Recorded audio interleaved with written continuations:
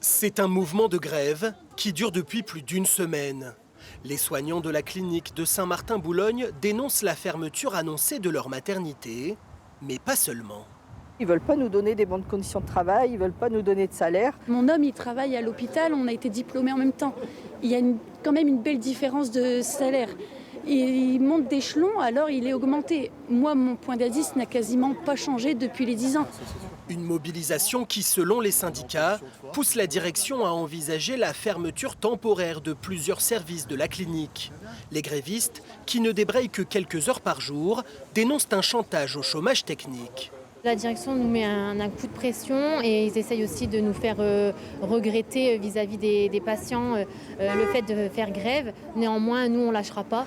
Des accusations que réfute la direction.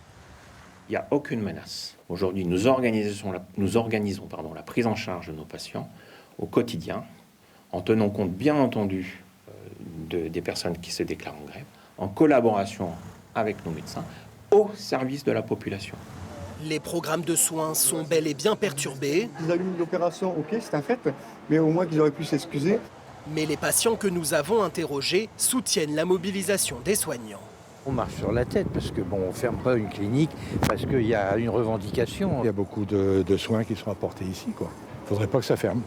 Un mouvement de grève soutenu aussi par le maire de la commune. On est rentré dans une logique purement comptable de quelque chose qui ne se fait pas avec la santé. La santé n'est pas une variable d'ajustement de la vie des gens pour faire permettre à certaines personnes de pouvoir gagner de l'argent.